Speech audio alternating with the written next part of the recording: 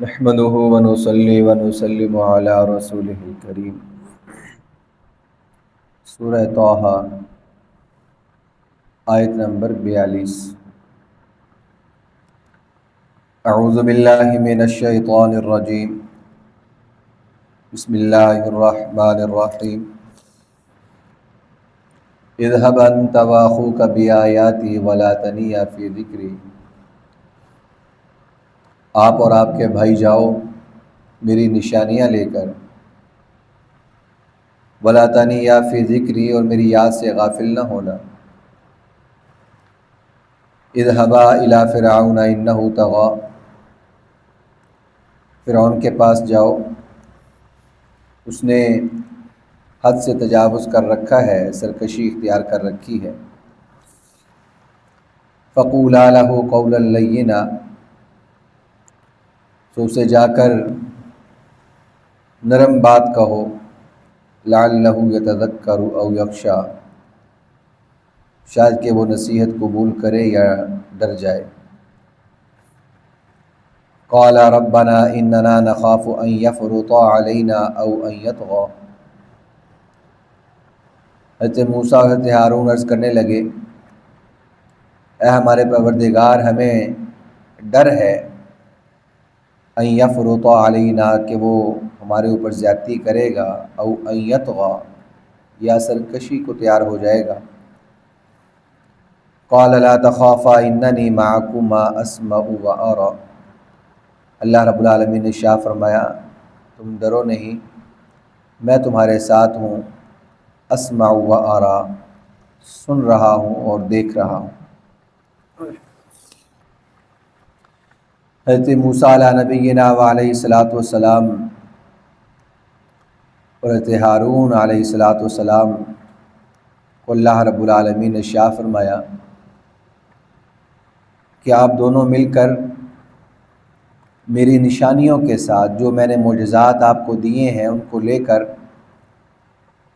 اب تم فرعون کے پاس جاؤ، اس کو واضح نصیحت کرو، اسے سمجھاؤ، لیکن یاد رہے کہ اس دوران لا تنیا فی ذکری، میرے ذکر سے، میری یاد سے غافل نہیں ہونا۔ اس طرح کا مضمون پہلے بھی آیا ہے، جہاں غزوہ احد کو بیان کیا گیا ہے 4 پارے میں، یا ایھا الذین آمنوا اذا لقیتم فئۃ فاثبتوا واذکروا اللہ کثیرا، کہ اہل ایمان جب تمہاری لشکر کے ساتھ مد بھیڑ ہو جائے، مقابلہ ہو جائے، ایک تو ثابت قدم رہنا ہے، ڈگمگانا نہیں ہے، واذکروا اللہ، اور اللہ کو کثرت سے یاد کرنا ہے، لعلکم تفلحون، تاکہ تمہیں کامیابی ملے۔ ذکر اللہ ایسی چیز ہے، اس کے بارے میں اللہ رب العالمین نے ہمیں یہ درس دیا ہے کہ جو شخص مبلغ ہو، متکلم ہو، لوگوں کو راست کی، حق کی، سچائی کی بات کہنے والا، بتانے والا ہو، تو اسے اس حال میں بھی اللہ رب العالمین سے مدد مانگنی ہے، اللہ رب العالمین کی طرف متوجہ رہنا ہے۔ یہ مطلب نہیں ہے کہ اب چونکہ میں حق بات کر رہا ہوں، پہنچا رہا ہوں، تو بس میرا معاملہ ختم ہو گیا، اب ان کو کرنا چاہیے اور اب یہ ہو کر رہے گا۔ اس حال میں بھی اللہ رب العالمین کی یاد سے غافل نہیں ہونا، کیونکہ اللہ رب العالمین کی یاد جب بندہ دل میں بساتا ہے، دلوں کو اطمینان نصیب ہوتا ہے اور اعمال خیر میں تقویت ملتی ہے۔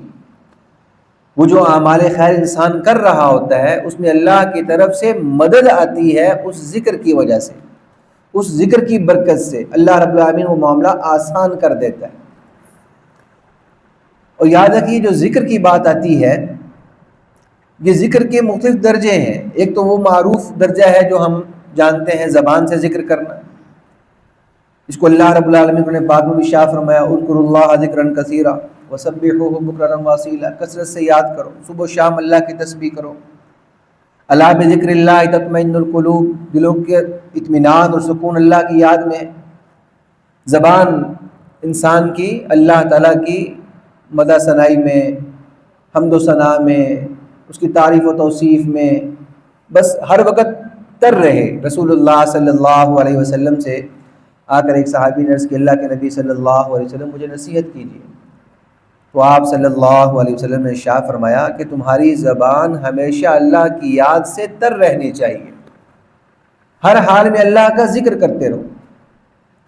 اب اللہ کا ذکر کرنے کی بہترین صورتیں کہ قرآن پاک انسان تلاوت کرتا رہے، سب سے بڑا ذکر ہے اللہ رب العالمین کی ذات کا، کہ انسان تلاوت میں مشغول ہو جائے، تکبیر کہے، تسبیح کہے، تحلیل کہے، لا الہ الا اللہ، اللہ اکبر، سبحان اللہ۔ اب یہ وہ اذکار ہیں جو رسول اللہ صلی اللہ علیہ وسلم نے ارشاد فرمایا، افضل الذکر لا الہ الا اللہ، آپ صلی اللہ علیہ وسلم نے ارشاد فرمایا۔ تو یہ زبانی ذکر ہے، لیکن اس زبانی ذکر کے علاوہ ایک ذکر وہ ہے جو انسان اللہ کی یاد کو یوں زندہ کیے ہوئے ہے کہ وہ اللہ کی نافرمانیوں کے کام نہیں کرتا، اپنے آپ کو اللہ رب العالمین کی اطاعت پہ اسے تیار کر رکھا ہے، کہیں بدعمالی نہیں کر رہا، کہیں اللہ کی نافرمانی کا ارتکاب نہیں کر رہا، تو پھر چاہے اس کی زبان اللہ کی یاد نہیں کر رہی، وہ حقیقت میں اللہ کو یاد رکھے ہوئے ہے، وہ ہر وقت اللہ کے ذکر میں معمور ہے، تبھی تو اللہ کی نافرمانی سے وہ بچ رہا ہے، کیونکہ وہ جو گناہوں سے بچ رہا ہے وہ اس لیے تو بچ رہا ہے کہ اللہ تعالیٰ مجھ سے راضی ہو جائے۔ تو اس لحاظ سے ذکر کے مختلف درجے ہیں، لیکن اس کا آسان درجہ یہ ہے کہ انسان اپنی زبان کو کم از کم جو ہے وہ حرکت میں رکھے، اللہ کی یاد سے اپنے آپ کو جو ہے وہ سرشار رکھے، ان اذکار کے ساتھ ساتھ میں رسول اللہ صلی اللہ علیہ وسلم پر درود بھیجنا، کہ جب انسان درود بھیجتا ہے گناہ معاف ہوتے ہیں، درجات بلند ہوتے ہیں، اللہ کی طرف سے 10 رحمتیں متوجہ ہوتی ہیں۔ تو یہ ذکر کی برکات ہیں، اس کو شاہ فرمایا لا تنیا فی ذکری، میری یاد سے، میرے ذکر سے آپ نے غافل نہیں ہونا۔ اذهبا الی فرعون انہ طغى، لہذا تم جاؤ فرعون کے پاس، اس نے بڑی سرکشی کر رکھی ہے، فقولا له قولا لینا، لیکن اس کو جا کے نرم بات کہنی ہے، درستگی سے پیش نہیں آنا، تش لہجے سے بات نہیں کرنی، سخت رویہ نہیں اپنانا۔ اس کا فائدہ کیا ہوگا کہ وہ نصیحت قبول کرے گا، یا اللہ کا ڈر و خوف اس کے دل میں پیدا ہو جائے گا۔ تو یہ ایک بڑا اصول ہے جو تعلیمات اسلام میں اللہ رب العالمین نے ارشاد فرمایا ہے کہ جب انسان دعوت و تبلیغ کرے، سوچنا چاہیے نا کہ انسان دعوت و تبلیغ کر کیوں رہا ہے۔ اگر تو اپنی ذات کو تسکین پہنچانی ہے، انا کو تسکین پہنچانی ہے، تو پھر تو وہ سخت لہجہ بھی بنائے، غصہ بھی کرے، گالم گلوچ کرے، اگر اپنی انا کو تسکین پہنچانی ہے۔ اگر کرنا اللہ کی ذات کے لیے ہے، اللہ رب العالمین کی طرف سے ایک حکم سمجھتے ہوئے اس حکم کو پورا کرنے کے لیے وہ کر رہا ہے، تو اس حکم کو پورا کرنے کی کچھ چیزیں، کچھ حدود جو اللہ نے متعین کر دی اور رسول اللہ صلی اللہ علیہ وسلم نے اپنی سیرت طیبہ میں متعین کر دی، تو ان کو کیوں پامال کر رہا ہے؟ معلوم ہوا کہ جہاں انسان اس تبلیغ کو بھی اپنی شوق اور اپنا جذبہ بنا لیتا ہے، پھر وہ راہ راست سے ہٹ جاتا ہے۔ بددینی صرف یہ نہیں کہ دین سے جڑا نہیں، یہ جملہ ایک آپ ذہن میں رکھیں، بددینی صرف یہ نہیں ہے کہ انسان دین سے دور ہے، دین سے جڑ نہیں رہا۔ بددینی کی ایک قسم یہ ہے کہ انسان دین کو اپنی چاہت کے مطابق لے کے چل رہا ہے، جو دل میں آ رہا ہے اس کو دین کا نام دے رہا ہے، کیونکہ رسول اللہ صلی اللہ علیہ وسلم نے اس دعوت و تبلیغ کے 3 درجے متعین کر دیے، میں 12 عرض کر چکا ہوں، 3 درجے متعین کر دیے ہیں۔ ایک درجہ جو زور زبردستی کا ہے وہ حاکم وقت کے لیے ہے، وہ انتظامیہ کے لیے ہے کہ وہ زور زبردستی نمازوں کا کہے گا، زور زبردستی روزے رکھوائے گا، زور زبردستی زکوٰۃ وصول کرے گا، زور زبردستی ان سے حج کروائے گا، یہ انتظامیہ کا کام ہے۔ انتظامیہ نہیں کر رہی، محلے کے امام سے نہیں پوچھا جائے گا، محلے والوں سے نہیں پوچھا جائے گا کہ بھائی نے زکوٰۃ کیوں ادا نہیں کی تھی۔ ہاں اگر ان کو زکوٰۃ ادا کرنے کا کہا نہیں جا رہا تو پھر امام سے پوچھا جائے گا، پھر مبلغ و داعی سے پوچھا جائے گا بھائی تم نے کہا کیوں نہیں تھا ان کو۔ تو بات زبان سے کرنا، زبان سے سمجھانا، یہ متکلمین کا کام ہے، یہ ان لوگوں کا کام ہے جو کسی کو بات کریں اور ان کو برا نہ لگے، ان کی بات سنی جاتی ہو، ان کی بات کو لیا جاتا ہو۔ ایک تیسرا درجہ بھی ہے کہ ایسے حالات بھی ہو سکتے ہیں کہ وہاں پہ کسی کی زبانی گفتگو کو بھی برداشت نہیں کیا جاتا کہ تم کون ہوتے ہو بات کرنے والے، تو وہاں شریعت نے خود ڈھیل دی ہے کہ ٹھیک ہے تم خاموش ہو جاؤ، زبان سے بھی مت کہو، ذالک اضعف الایمان۔ اب بندہ کہ نہیں میں نے تو کر کے ہی چھوڑنا ہے، تو اب وہ اپنی چاہت پہ عمل کر رہا ہے، وہ رسول اللہ صلی اللہ علیہ وسلم کی تعلیمات پہ عمل نہیں کر رہا۔ پھر ایسی ہی وہ تبلیغ کرنا چاہتا ہے مرضی کی، گالی گلوچ بھی کر رہا ہے، تانے بھی مار رہا ہے۔ رسول اللہ صلی اللہ علیہ وسلم کی سیرت طیبہ ہمارے سامنے ہے۔ آپ کے جو مقابل تھے وہ کفار تھے، کبھی آپ نے یہ نہیں کہا وہ کافرو سن لو میری بات، کبھی ایسے جملے نہیں ملتے۔ آپ نے یہی فرمایا لوگو یا ایھا الناس قولوا لا الہ الا اللہ تفلحوا، لوگو لا الہ الا اللہ کا کلمہ پڑھ لو تم کامیاب ہو جاؤ گے، تمہارے لیے کامیابی۔ عکاظ کے بازار میں رسول اللہ صلی اللہ علیہ وسلم دعوت و تبلیغ کر رہے ہیں، لوگوں کو سمجھا رہے ہیں، محلے کے اوباش لوگ انہوں نے پیچھے لگا دیے، وہ آپ صلی اللہ علیہ وسلم کو ایذائیں پہنچا رہے ہیں، تنگ کر رہے ہیں۔ آپ صلی اللہ علیہ وسلم پھر بھی ان کے لیے دعائیں کر رہے ہیں، پھر بھی ان سے نرمی سے بات کر رہے ہیں۔ یہ وہ اصول ہے کہ جو شخص اس لیے کر رہا ہے کہ یہ دین ہے تو وہ ان کو پامال نہیں ہونے دے گا۔ ہاں جو اس لیے کر رہا ہے کہ میرا جذبہ ہے، میرا شوق ہے، میں نے کروا کے چھوڑنا ہے، تو پھر وہ اپنی چاہت کے مطابق عمل کرے گا۔ تو تبلیغ کے بھی یہ اصول اللہ نے خود متعین ایک اصل بیان کر دی، قولا لہ قولا لینا، نرم بات کہو تاکہ وہ نصیحت قبول کرے اور اس کو فائدہ پہنچے، وہ اللہ رب العالمین دار الخوف دل میں رکھنے والا بن جائے۔ اسی میں وہ بات بھی اگر ہم شامل کریں کہ دوسرے نظریات کے حاملین کے جو مقتدا لوگ ہوتے ہیں، پیشوا لوگ ہوتے ہیں، ان کو برا بھلا نہ کہا جائے۔ جب ہم کسی کو سمجھانا چاہتے ہیں، ہم پہلے ہی اس کے کسی قائد کو لعن طعن شروع کر دیتے ہیں، تو پہلے ہی ہم نے اس کو اپنے سے دور کر لیا۔ اللہ رب العالمین نے فرمایا لا تسبوا الذین یدعون من دون اللہ فیسبوا اللہ عدوا بغیر علم، کہ بھائی اگر تم ان بتوں کو، ان معبودان کو برا بھلا کہو گے، وہ بدلے میں بغیر نادان دلیل کے، بے وقوفی میں، حماقت میں اللہ کے بارے میں معاذ اللہ برا بھلا کہیں گے، تو تم یہ کہانی مت کرو، لا تسبوا، تم برا بھلا مت کہو۔ اب کوئی شخص یہ چاہتا ہے کہ نہیں میری بات تو ابتدائی یہاں سے ہوگی، میں فلاں کو گالی دوں، فلاں کو برا بھلا کہوں، تو میں عرض کر رہا ہوں کہ جو کام ہم کر رہے ہیں دین سمجھ کے،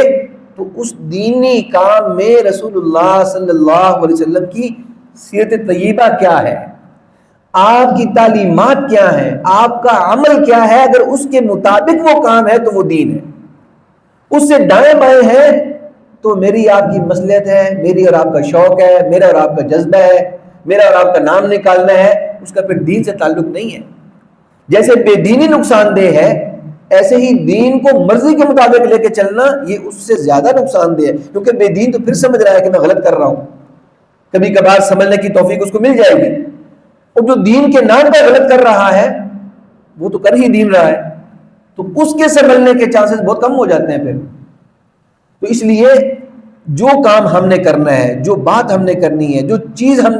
کرنا چاہتے ہیں، اس کو رسول اللہ صلی اللہ علیہ وسلم کی سیرت طیبہ کو سامنے رکھ کے اپنانے کی ضرورت ہے، اس کے مطابق ہی کرنے کی ضرورت ہے۔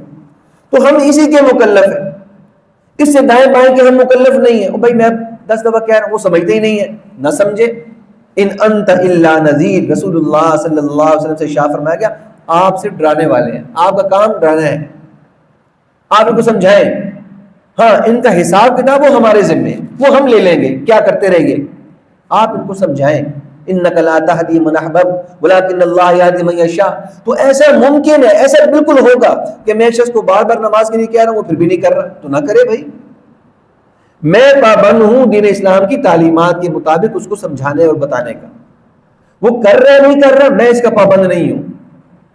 لا تسأل عن اصحاب الجحیم، یہ قرآن پاک نے اعلان کیا، حبیب کریم آپ سے نہیں پوچھا جائے گا کہ جہنمی لوگ جہنم میں کیوں گئے، لا تسأل، آپ سے نہیں پوچھا جائے گا۔ ہاں آپ کے ذمہ کیا ہے، بلغ ما انزل الیک من ربک، جو کچھ آپ کے اوپر نازل کیا گیا آپ اس کو بس پہنچا دیں۔ تو میرے اور آپ کے لیے بھی بس یہی کام ہے، ہم خیر خواہی کے جذبے سے پورا زور لگا کے، پوری کوشش کر کے، آداب کے ساتھ، طریقے کے ساتھ، خیر خواہی کے ساتھ ہم کوشش کریں سمجھانے کی، بتانے کی، دلائل کی۔ پھر بھی کچھ شخص اڑا ہوا ہے کہ نہیں میں نے تو ایسے ہی کرنا ہے، بس ٹھیک ہے تم کرتے رہو، ہمارا کام پورا ہو گیا۔ تو اس میں صحیح معنوں میں دین پر عمل کرنا ہے۔ ہاں جہاں دینی تعلیمات میں سختی کی بات آئی ہے حاکم وقت کے لیے، وہاں سختی بھی اللہ کے نبی صلی اللہ علیہ وسلم سے ثابت ہے، وہاں ایسا نہیں کہ وہاں بھی نرمی کی گئی ہے۔ جہاں جہاد کی بات آئی ہے تو وہاں سر بھی اڑائے گئے ہیں، گردنیں بھی ماری گئی ہیں، لیکن ہر چیز کا درجہ ہے، اس درجے کے مطابق دین پر چلنا یہی دین کہلائے گا۔ اللہ تعالیٰ مجھے آپ کو تعلیمات اسلام پہ عمل کی توفیق عطا فرمائے۔ وما علینا الا البلاغ المبین۔ الحمدللہ رب العالمین والصلاة والسلام علی سید الانبیاء والمرسلین رب ارحمہما کما ربیانی صغیرا ربنا هب لنا من ازواجنا وذرياتنا قرة اعین واجعلنا للمتقین اماما اللهم انا نسألك الصحة والعفة والامانة وحسن الخلق اللهم ارنا الحق حقا وارزقنا اتباعه وارنا الباطل باطلا وارزقنا اجتنابه وصلی اللہ تعالی علی رسولہ النبی الکریم وعلی آلہ واصحابہ اجمعین آمین برحمتک یا ارحم الراحمین.